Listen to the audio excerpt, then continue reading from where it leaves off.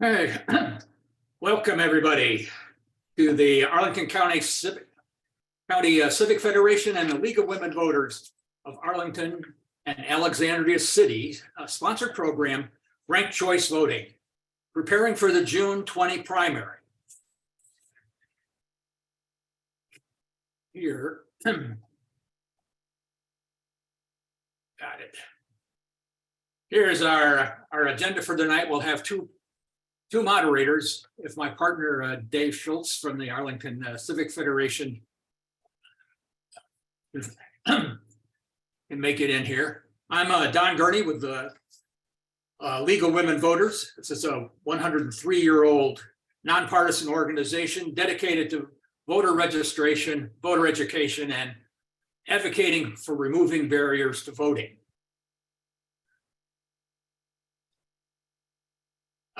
Well, Dave introduce himself when he gets here. Now, the county board has decided to use ranked choice voting to choose the two winners of the county board race in the June 20th Democratic primary. While both parties have used ranked choice voting in caucuses, this will be the first time that ranked choice voting will be used in a primary election in Virginia. If ranked choice voting proves successful in the primary, Arlington and other cities and counties in Virginia may decide to use ranked choice voting in future elections.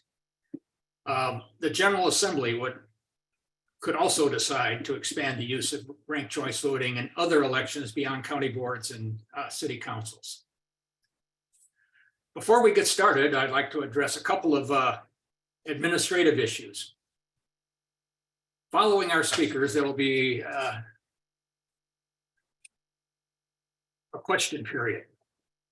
When you have a question, just type it into chat. Don't try to shout it out or anything. We'll answer the questions after our speakers will answer the questions after their presentations.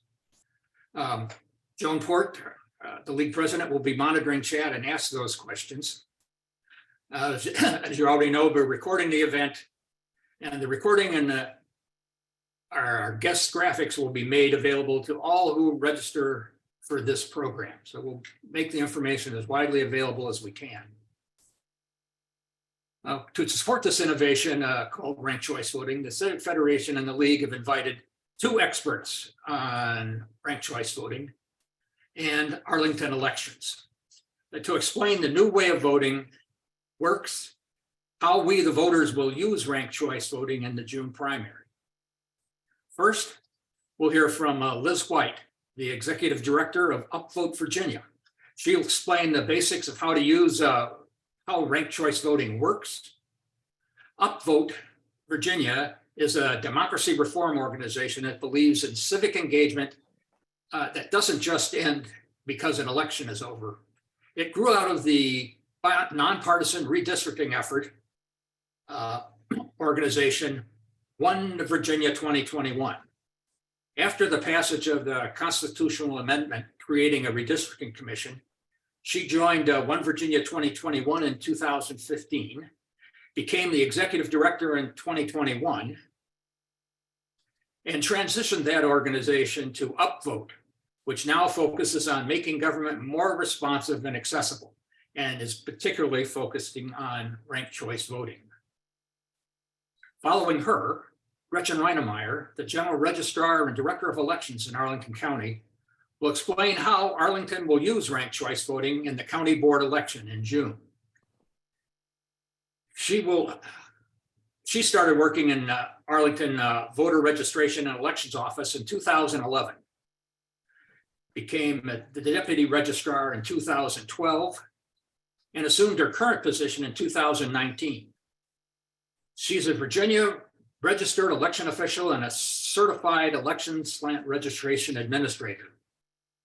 She's been heavily involved in registering voters and administering elections in Arlington for over a decade, including leading all of the changes and administrative adjustments that were necessary to have the successful, safe, and secure elections we had during the COVID times, which thankfully are maybe mostly over.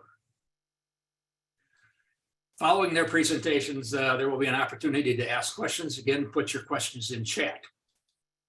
And now over to Liz White to introduce us to ranked choice voting. Thank you all so much for having me. I am so excited to be here and to get to talk about kind of the nuts and bolts of how ranked choice voting works, how it works in a single winner election, which is usually how it gets talked about. But I also want to explain how it's going to work in a multi-winner election like the primary that is coming up. I am going to share my screen.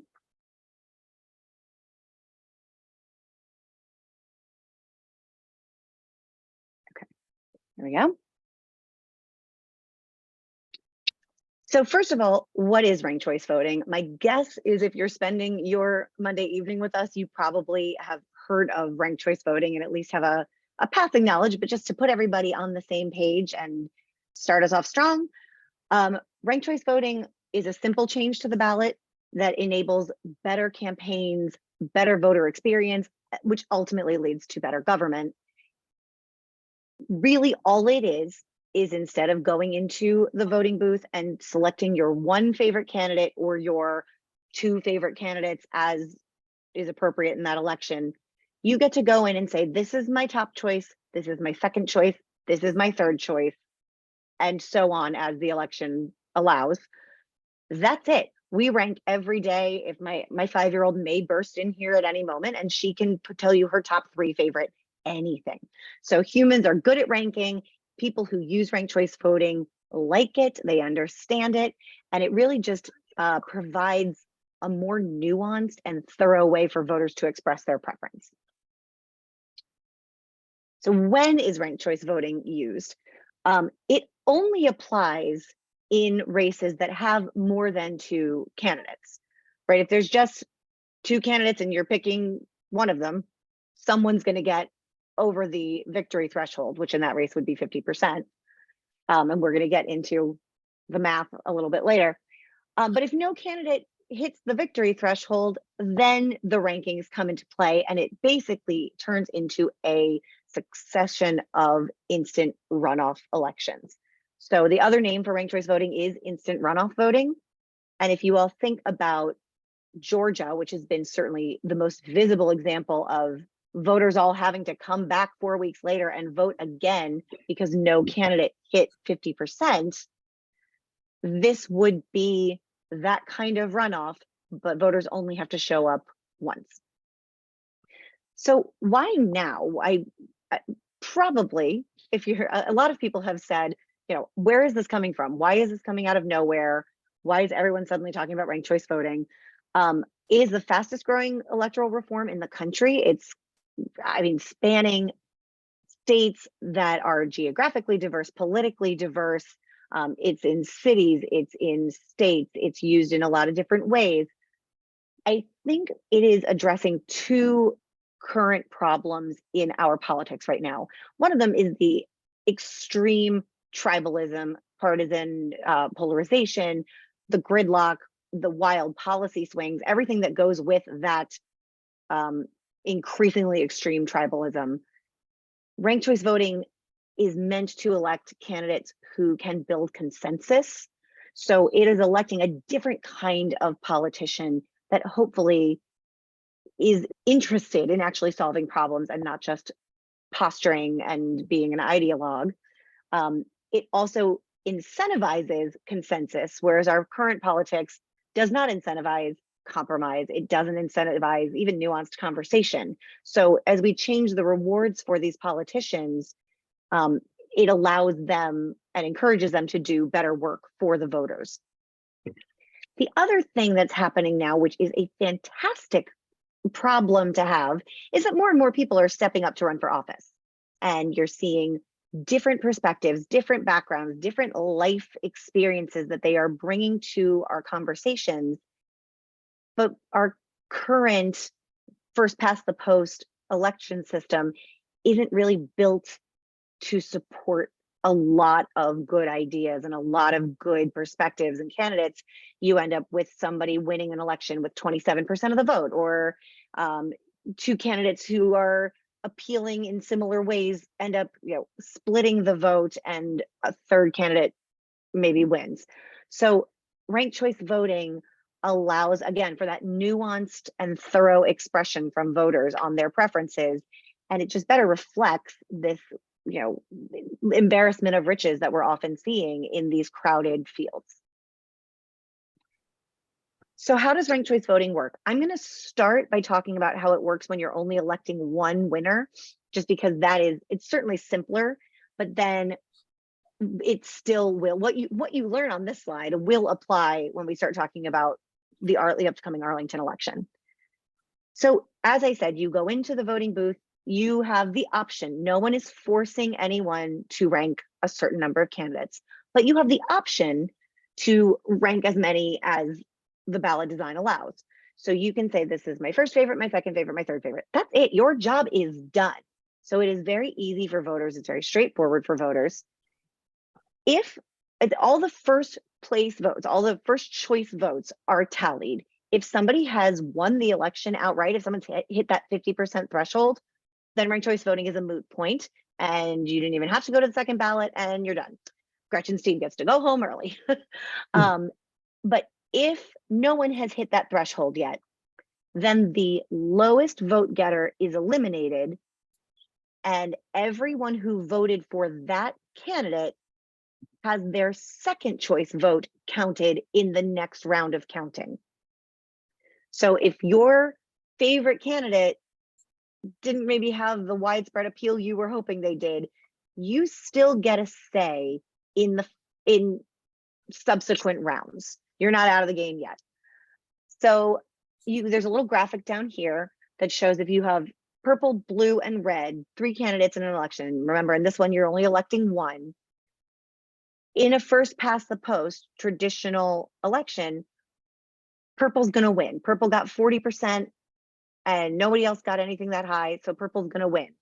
But all we know from just these election results is that 60% of voters wanted someone who wasn't purple. That's all we know. With ranked choice voting, we eliminate blue because they were the lowest vote getter, and we redistribute their votes to those people's second choices. So it turns out of the 25% blue got in this example, 15 of that 25 ranked purple second. So they like purple, just wasn't their top choice. So that 15% gets added to purple's 40%. The rest of it goes to red. And now purple has hit that majority threshold and they have won outright. And we know for sure, we as voters, we as people examining elections, now we've got more information. Now we know that purple really does appeal to more than half the voters. So they get more of a mandate. They've created coalitions. They've gone out and listened in their community beyond just their base. And purple is in a good place to govern now. Where is RCV used? This is the most updated version of this map, and it's my favorite version because that little orange dot right there is Arlington. And it says upcoming use, so they'll have to make a new one in a couple months. But you can see all these different shades on this map indicate different ways that RCV is used. I think what is exciting, many things are exciting to me about ranked choice voting, but one of the most exciting is that it's not a one-size-fits-all reform. So you can see you have Alaska and Maine who use ranked choice voting now for well, Alaska uses it for everything. Maine uses it for all federal elections. Hawaii uses it for special elections. Nevada is halfway through the process of adopting a similar system to Alaska. But Virginia doesn't have to do it like Alaska or like California or like Maine. We can do it in a way that suits us and suits Arlington. And I just think that's really cool. A couple things I want to point out, again, as we talked about, like this is all over the country. Look at Utah, bright red Utah has, I think, about 24 cities and localities that use ranked choice voting. You've got the Bay Area in California. You've got a lot in, like, a growing number in the Midwest and in the Northeast. And then this other thing I think is really interesting on this map, you have this block of deep South states. These are conservative red states. They have been using ranked choice voting for a long time for their military and overseas voters. These are the same states that have that Georgia system of no one hit 50%, everybody come back in 4 weeks. But you can't, in that short time frame, you can't get a new ballot out to, an active military member, expect them to fill it out and get it back to you in 4 weeks. It's just a really tight turnaround. So what they do when they send out those initial ballots, they send you a regular ballot, but then they send you a ranked choice ballot for the runoff, which obviously is only used if it's needed. But that means no matter who the last two are, your rankings can still get counted. You still get to vote in that runoff because it's a really good system that, again, it's served them well for a long time. And that way their military and overseas voters aren't disenfranchised. So how does ranked choice voting work for two winners? Largely, well, exactly the same for voters. You are still going to go in, if you're voting in this primary on or before June 20th, you still get to look at your ballot and say, this is my first favorite, this is my second favorite, this is my third favorite. Nothing changed for you. What changes is on the tabulation end, because what you're trying to do here, because you're electing two people, you are not looking for a majority, right? That's not possible for two candidates to each get more than 50%. So you calculate the victory threshold, and it is that, I think that sounds probably more complicated than it needs to. It just means how many votes a candidate needs to win, and it's based on how many candidates you're electing. So in this upcoming primary, you're nominating two candidates. So the threshold to win is 1/3 of the vote plus one vote. You have to get more than 1/3 of the vote, because more than two people can't get more than 1/3 of the vote. So you're not looking at a majority, you're looking at this other threshold, but that's what you're doing. You're just trying to winnow the field until you get someone to that majority, or to that victory threshold. Here's where it differs. And I am going to try to go slow, and I'm happy to repeat any piece of this because I know I needed it explained to me a few times when I first started learning about this. So in this election, you've got essentially two parties. This is going to be a little different. This example is not exactly applicable to Arlington, but it's good for, I think, visualizing the tabulation process. So you have the purple party and the orange party in this example, and you have one candidate who easily cleared. Now they're electing three in this example, so the threshold is 1/4 of the vote, so 25%. So this dark purple candidate easily cleared that threshold. They are in great shape. They have won, even on that first ballot. This is where the new step comes in that you don't do in a single winner election. You take these extra votes, because if you are someone who voted for this candidate, you shouldn't be punished and have less of a say in the second candidate just because you picked someone popular. This candidate, and if people who like a candidate like this like them so much, it might mean that there's another similar candidate to them that probably should also be supported by those voters. So we're going to give these extra votes proportionally to the voter's second choice. So every person who voted for this popular candidate who won gets a fraction of their vote given to their second choice candidate on the next ballot. I think what was confusing to me is I'm going, well, how do you know if you're in this part of the bar or if you're in this part of the bar? You're up here, like who are those people? It's everybody. If you voted for this guy or this girl, you get a portion of your vote given to somebody else. The analogy that Deb Otis at Fair Vote uses, which I think is really smart, is you have $1, a metaphorical dollar to spend on your vote.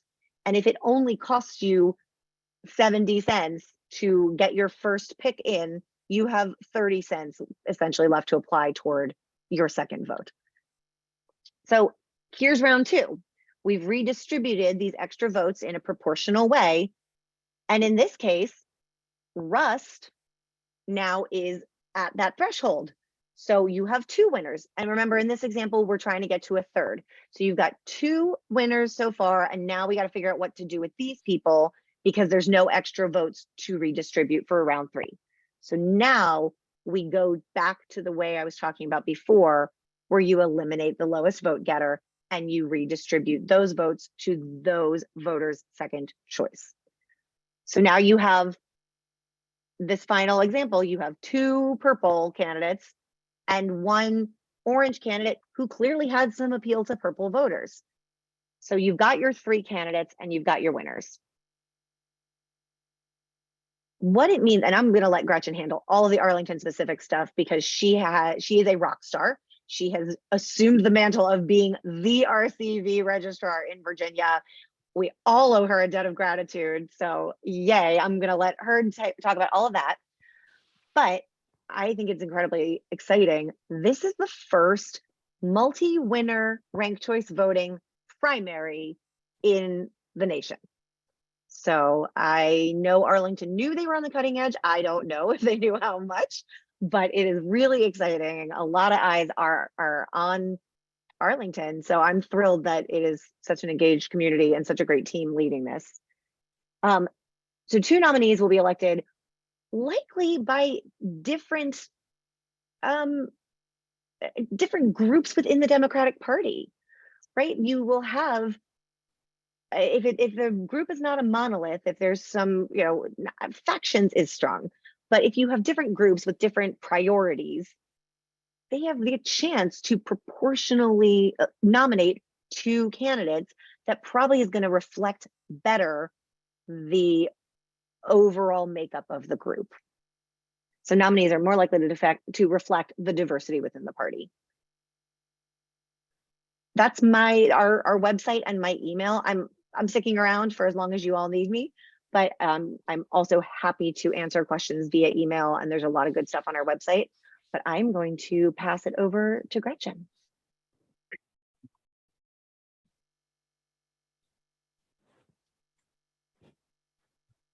So, Gretchen, before you get started, I'd like Dave to introduce himself. Absolutely. Sorry to have trouble getting into the meeting earlier. I'm Dave Schutz. I'm in the Civic Federation and have been a member of the group on Arlington form of government called Tiger, which has been pushing for ranked choice voting. We're absolutely thrilled to be part of sponsoring this event and to see ranked choice voting being put in place. Don has introduced Gretchen, as has Liz. They're both right. She's terrific. And come on over and let's hear from Gretchen. Thank you so much for both the Arlington Civic Federation and the League of Women Voters for hosting this event. So once I share my screen, which you should all be able to see now, I cannot see anything else. So if there are any things I need to be interrupted, just let me know to the moderators. So before we get started, I wanted to go ahead and lead by providing our contact information. And this is because of, so I've had a preview of some of the questions that I expect tonight, and they are very detailed. And I just really wanted to emphasize tonight to everyone here that if you don't know the answer to a question, or if you can't point to something that's been published by Arlington County's elections office, to please refer the question on to us. One of the biggest challenges in elections in general is combating bad information circulating in the community. So we're already starting to see this with ranked choice voting. No 2 elections in the US or even in Virginia are the same, and ranked choice voting is still a very nascent voting system. And so you're not going to be able to Google any questions you might have. You're not going to find the answers on Google. The best place to come for the information is directly to our office, where you can get reliable and trusted information. And some of that has to go even with the terms that we're using to talk about ranked choice voting. These terms don't always have standard definitions, especially as we're looking across the country. So what might be talked about one way in one state might not be the same definition for that term as we talk about it in Virginia. So with that, I'm going to go ahead and get started. So as mentioned, my name is Gretchen, and I am the Director of Elections and General Registrar of Arlington County. Not here tonight, but you might see them speaking at events this month or next month.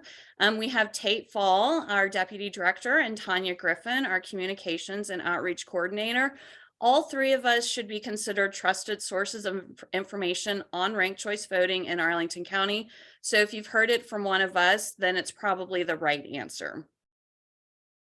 So what I've been asked to speak to tonight is specifically on how ranked choice voting will be implemented in Arlington County for the upcoming Democratic primary for county board. So what I'm going to focus on tonight primarily is the ballot, how the ballots can be marked and how they'll be tabulated. And we're going to go through a little bit of an interactive exercise where everybody will have the opportunity to decide whether they think a ballot should be counted or not counted. And then we're going to talk about the results of ranked choice voting and what to expect election night once we get into tabulation. And hopefully we leave enough time to answer all of your questions because I'm sure there are a lot. So the voting experience for ranked choice voting in Arlington will be very similar to how Arlingtonians have been voting for the better part of the last 10 years. So when you come to vote, you will check in and you will be given a single sheet of paper, and this is your ballot.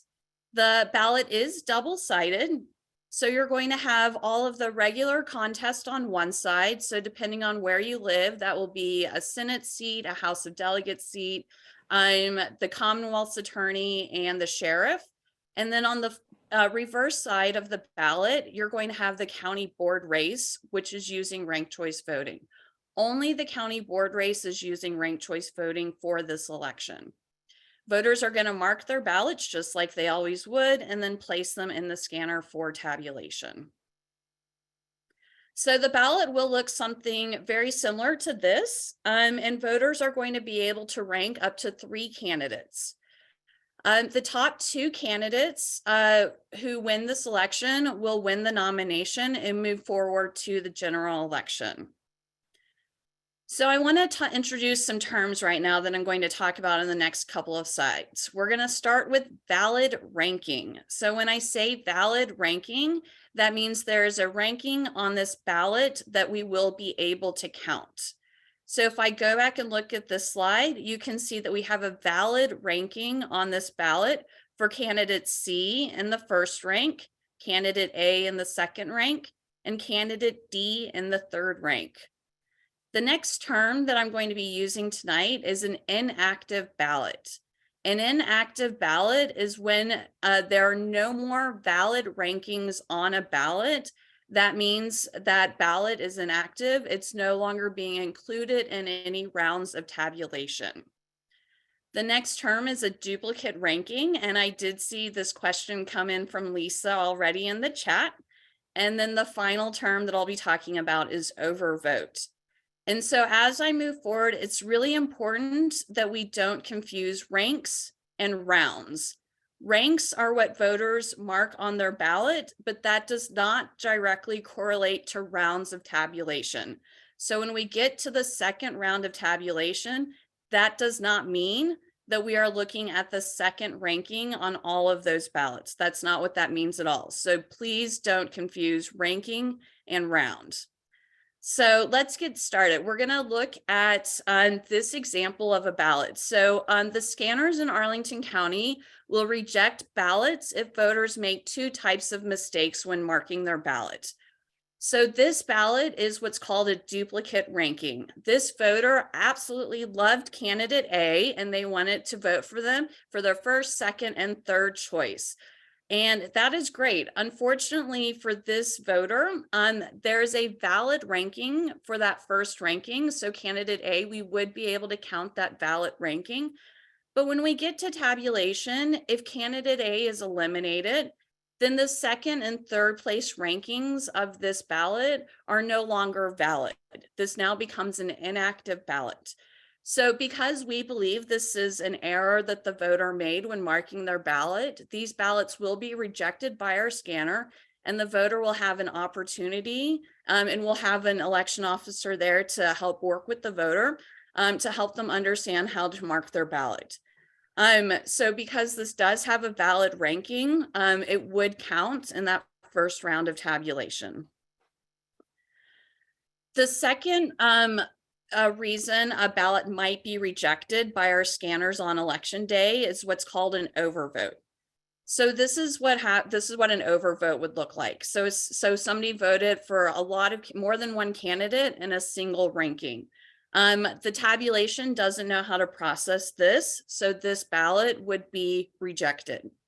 Because this ballot doesn't have any valid rankings on it, it is rejected and it's automatically inactive because we aren't able to tabulate it. So now we're going to go into a little bit of an interactive exercise. Once again, I can't see the chat, so I'm going to ask either Joan or Dawn to maybe come on and see if we're getting anything in the chat. But what we're going to do is I'm going to show you 4 examples of how voters might mark their ballot. And I want you to ask yourself 2 questions. You can either answer in the chat or just answer to yourself in your room.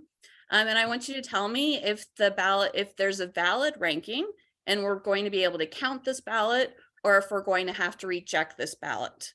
And then we'll talk about what might happen in tabulation with this ballot. And the reason that we're doing this is because I find that adults learn best by doing. So my hope is that if we can give you an exercise to do, we can start learning about how these ballots might be tabulated. So our first example is here. Here we have a voter who did not rank any candidates as their first choice, but they did rank candidate A as their second choice and candidate B as their third choice. So on this, I want you to ask yourself, is there a valid ranking and would we be able to count this ballot? If there is not a valid ranking, then we would have to reject this ballot. So is there a consensus maybe in the chat? Is this valid? Are we going to count it or not? I don't see anything yet. Okay. There is a question though. You said if it was rejected, can the voter redo it? Yes. So, yes, if the ballot is rejected, the voter will be informed. And this is usually when an election officer will take them over to a poster and explain what they maybe did incorrectly to mark their ballot. And this is a normal part of what we do in every election. So mostly no's. We've got 1 yes, 5, 7, okay. 6 no's. So we're getting mostly no. Okay, so this ballot will be accepted and we will be able to tabulate it. So what happens here is that because we don't have a valid ranking in that first ranking, according to the tabulation rules of Virginia, there is a valid ranking down in that second choice. Oops, sorry. And so that second choice ranking would become the voter's first choice ranking. And then the third choice would move up to second. So when you skip a ranking, your other choices just move up. So how this would be reported election night is we're only going to look at the first choice rankings election night. So since there is no ranking in there, this would be reported as an undervote election night. But when we get into the tabulation where we're tabulating those rounds, this is when the software would see that this is a skipped ranking, not an undervote. And then they would attribute this vote for candidate A in the round of results before tabulating all of the candidates. Once again, if this doesn't make sense, we'll get to it and we have some extra exercises we can take you to learn more. So the next ballot example that I have for you is this one. So this voter only liked candidate B and they did not want to rank any of their other candidates. So once again, the question is, would this be accepted by our scanner or rejected by our scanner? Does it have a valid ranking on it? And once again, you can either put it, yeah. Yes, yes. Yes. Yes, So yes. Yeah, so you are correct. This has a valid ranking on it. So we would be able to count this ballot. When it comes to tabulation, though, if candidate B is eliminated in the first round, then this ballot becomes inactive. It means that it's no longer included in any additional rounds for tabulation. So as a reminder, the Democratic primary this year for county board is a vote for 2, and 2 candidates will win this election to move forward to the general election. So you aren't increasing your candidates' chances of winning by only selecting them. We would encourage all voters to at least make 2 selections, but once again, it is the voter's choice. If they only care to vote for candidate B, then that is absolutely their right to do that. So the next ballot, and I believe this is the one that Lisa alluded to in her chat, is this individual really loved candidate B. They wanted them in their first, their second, and their third choice. So once again, the question for the group is there a valid ranking on this ballot? Will we be able to count this ballot? Now, 1 no, 2 yeses, another no, another no. We're all over the place. Yes, no. Yeah. And then somebody says yes for the first round. Yes. They only get 1 vote, right? They mess themselves up by only getting 1 vote.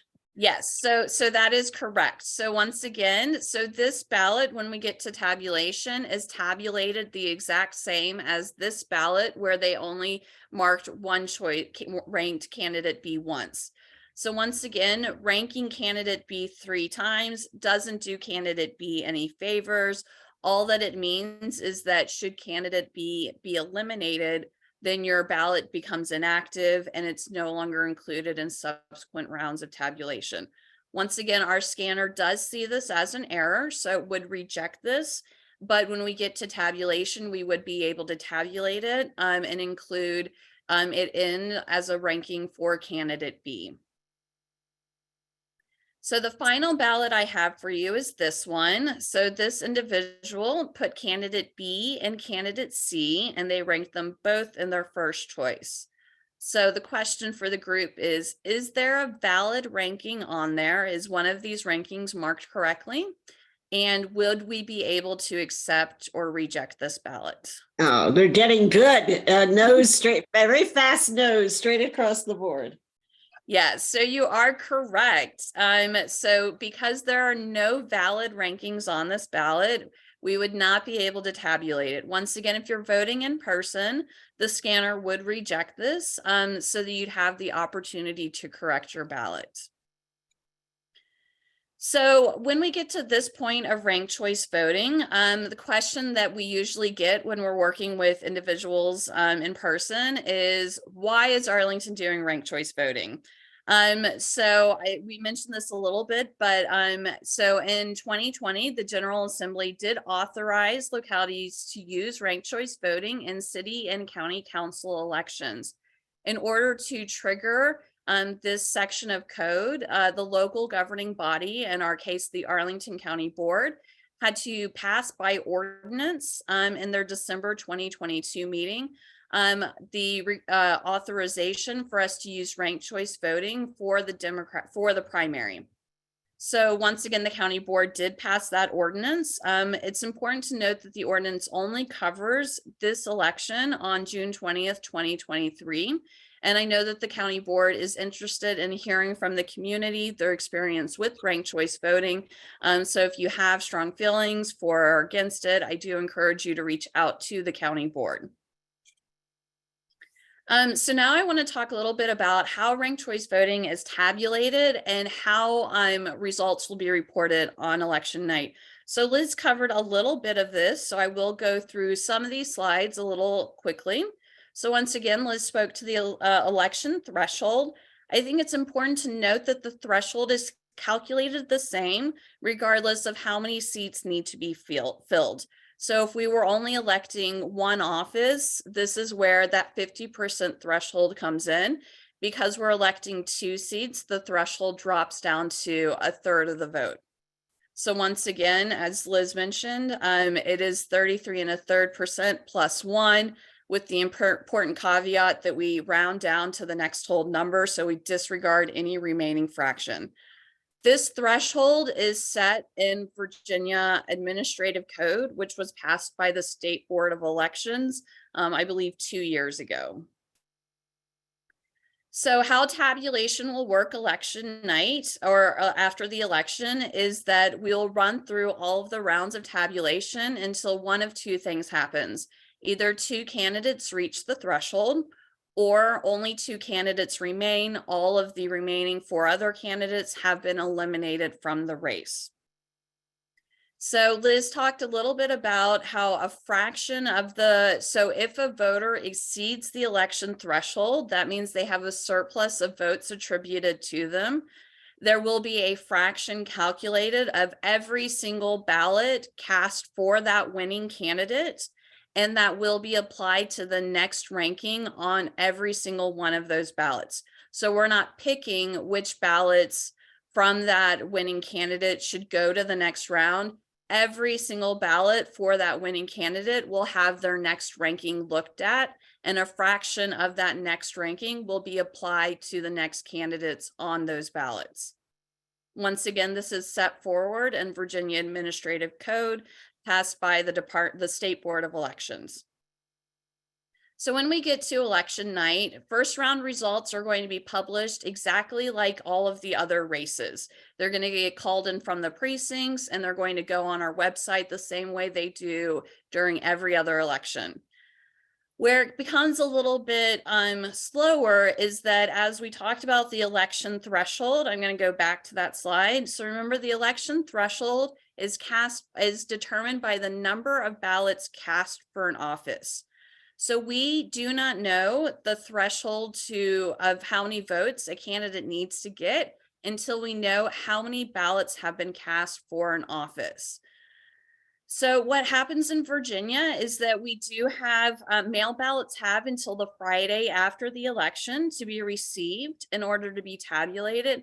In addition, the Electoral Board is still tabulating and adjudicating provisional ballots after the election.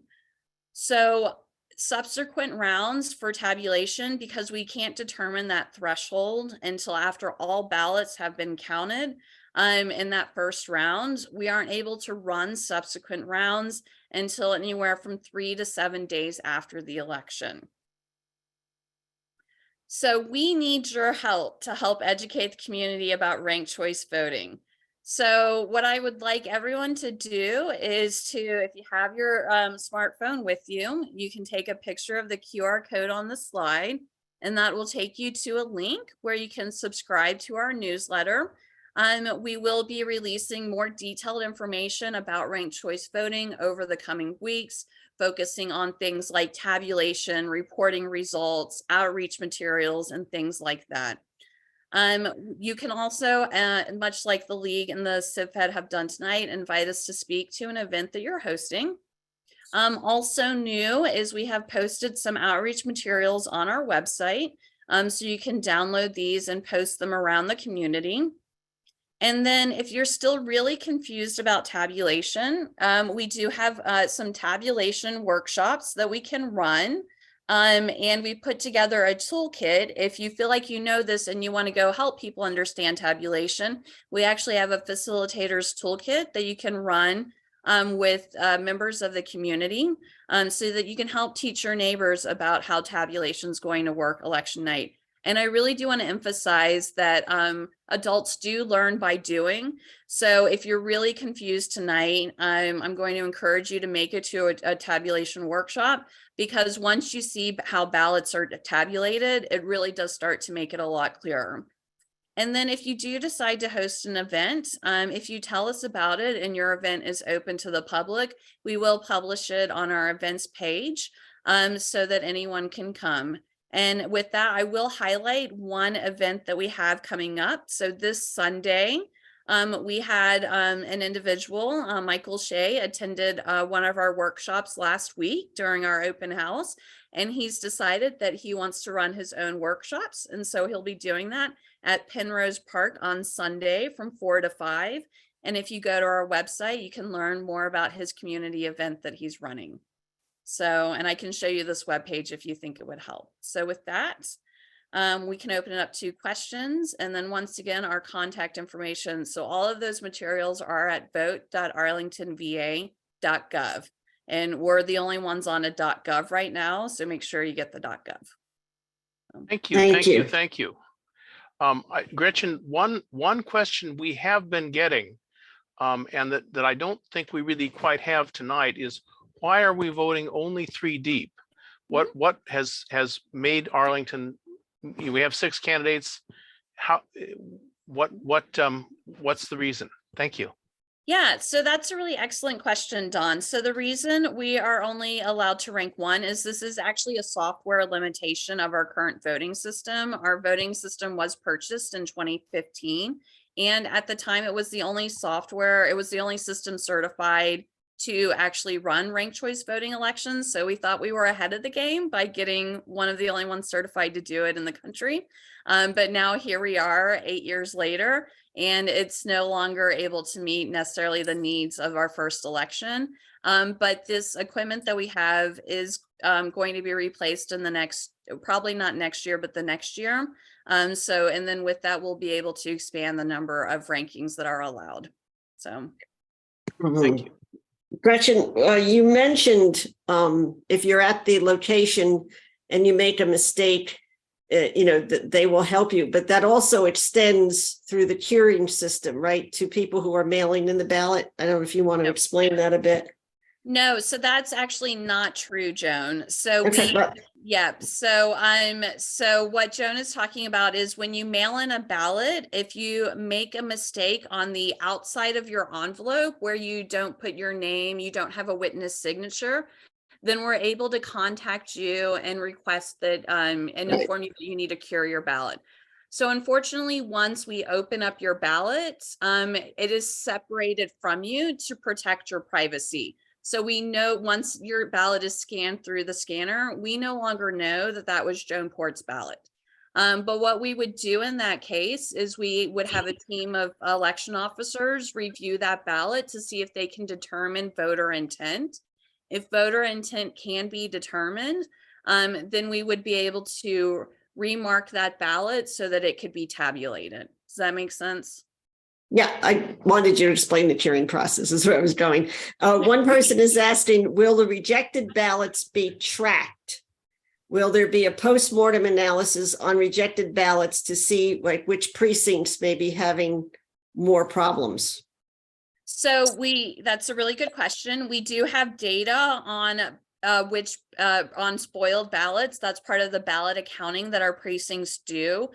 We don't necessarily know why ballots are being spoiled, but this is something that we can always ask our election officers to save the little tapes that print off from the scanners that would explain why a ballot had been rejected. So. Okay.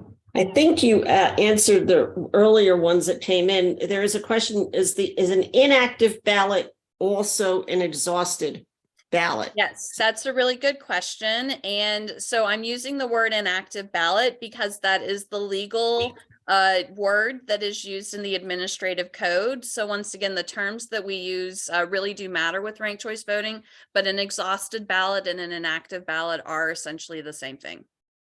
And how many candidates are eliminated in each round? That's another question that came in. Yeah, so currently the standards do not allow for what's called batch elimination, where more than one candidate would be terminated. So only one candidate will be eliminated in each round. Okay, so there's a question about the lowest rank choice dropped in the second round. Yes. Yes. That was easy. Okay, this person says, I don't understand how the votes are reallocated from the first place winner. Can you please go through the math? Yes. So I am going to bring up my slides again because I find it, and Liz, if you want to hop in here, let me know if you have found a better way to explain this. So I find that repetition honestly is like the most helpful for me. Truly, like no one, please don't feel I hope you don't feel overwhelmed, but please don't feel shy if this is not really clear to you already. Again, I needed several rounds of explanation, so. So the formula that's being used to calculate the amount of a vote that should be applied to that next choice is what we do is we take the total number of votes for a candidate, and then we subtract the threshold from that, and then we divide that by the total number of votes for the candidate. So basically so the next ranked candidate will not get a full vote. It's going to get a fraction of that vote. And once again, we do have, so there are some people here who have gone through our tabulation workshop. And so was that helpful? Joan, Yes. I believe you went. So I would say if you're one of those, you're only going to understand this if you see it happening where you're hand counting the ballots in front of you. I highly recommend you go see Michael Shea this Sunday at Penrose Park, or that we work on getting this workshop in front of you, because it's once you see how these ballots are allocated, it makes a lot more sense. And I got sick doing mumps I had mumps in the 5th grade and missed fractions, and I understood. Gretchen explained it. Again, put your questions in chat. We have too many people online to take individual questions. So please drop your questions in chat.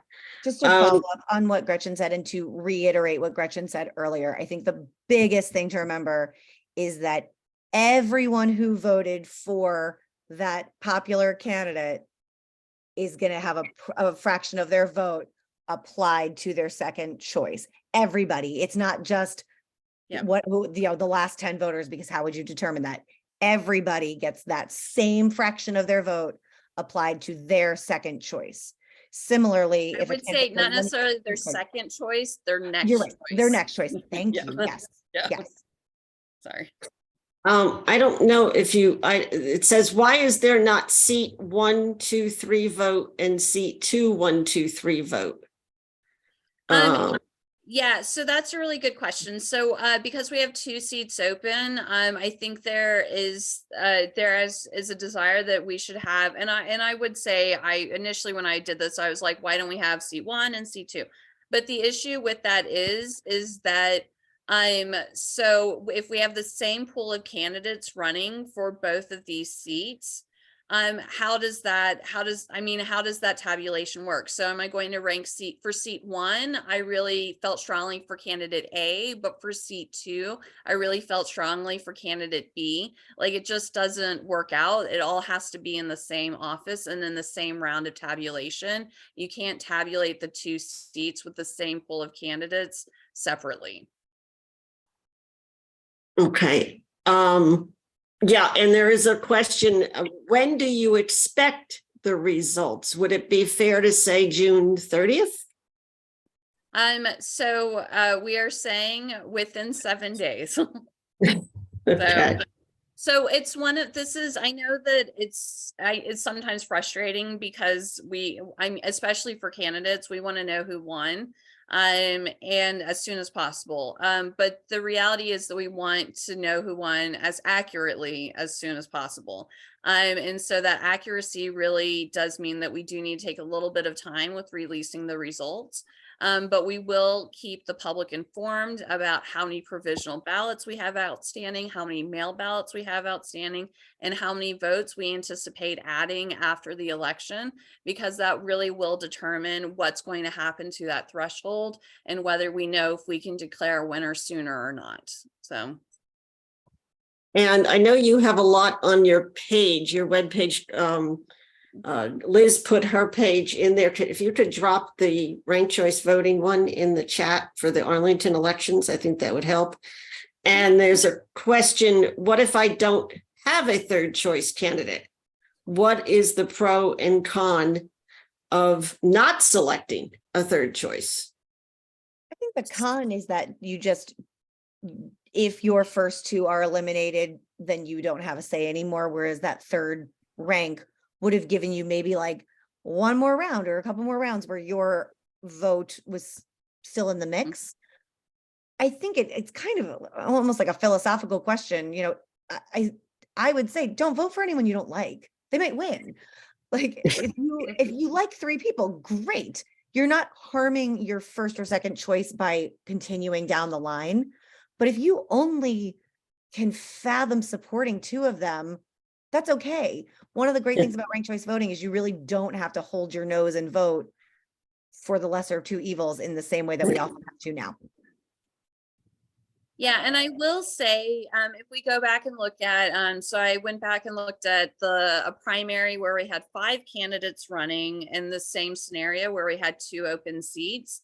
And in that election, 11% of the ballots cast in that election only voted for 1 candidate. So they didn't, even when they had the option to vote for 2, they only voted for one individual. So I think we might see, hopefully, one of the benefits of ranked choice voting is that they've actually shown that when you have multiple seats up, the amount of undervotes actually drop. So with any luck, we'll actually have that 11% drop down, and we'll be able to include more rankings for more of these rounds. So. Really quick note, as we were talking about all the different ways people might fill out their ballot and which ways can be fixed and which ways can't. I know that this is new in Virginia and we're definitely forging a new path, but data from other states and other localities, folks who've used ranked choice voting, there is not really data to support that there's a higher ballot error rate with an RCV election as another one. Even ballots that have had, like Arlington's will be, where some of the races are ranked choice voting and some of them are not, the ballot error rate is consistent across the board. Some people just aren't good at filling out ballots, I guess, but it's not like they were just fine and then they went, oh no, and messed it up. I think it's pretty intuitive, and Gretchen and her team are doing such a good job with education that it's not going to be a huge problem. This is a question that I'm sure the registrar is going to love. Is there a way to game the system? So I've certainly heard from some individuals in our community who are definitely, I would say overanalyzing this election and trying to really get into the weeds. I would say most voters, I'm not as much into political strategy as some people, but there are definitely some that are applying high levels of political strategy to this particular election here in Arlington County. So, yeah. But I would say I don't know of any way to game the system, and our goal is to really make sure the candidates trust the system, the voters trust the system, and that we're running as accurate and secure of an election as we possibly can. I think you really to people who think they're clever, who maybe think they're gaming the system by only voting for one, or I mean, they're generally going to be the ones who fill out their ballot in some kind of funky way that makes sense in their head. But yeah, I would agree with Gretchen's assessment on that. Okay, we're at the 8 o'clock, but we have 2 quickies. At the polling place, will you have experts there helping people to fill these out if they have questions, and will they speak Spanish, other languages? And the other question is, will you be providing more ballots, thinking there might be a high spoilage rate? So we will have information in Spanish. I just got Spanish, Korean, and Vietnamese today, actually. And we might be translating some of our higher level signs into some of the other commonly spoken languages in Arlington. Depending on somebody who actually speaks the language, it depends on our availability. So if you do speak a language and you want to help voters in that language, please apply to be an election officer, and we can certainly put you to work. And if we don't have an election officer that speaks that language, we might call over to another precinct that has somebody who does speak that language. And Carol, yes, we will be factoring in a larger number of ballots in case we do have a high spoiled rate. Once again, we do start early voting 45 days before election day. So we'll get a good sense of what is the rejection rate or the spoil rate on these ballots prior to election day.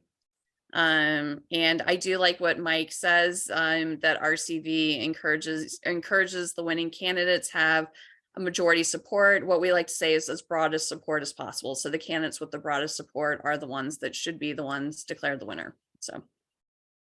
Well, thank you. We are over the 8 o'clock hour. I want to thank you all. I'm sure Don and Dave want to have a few ending words, but we certainly appreciate your time. This will be sent out, by the way, to everybody who RSVP'd, and it will go up on the League's YouTube page at some point. So Don and Dave, I'll kick it back to you. Thank you.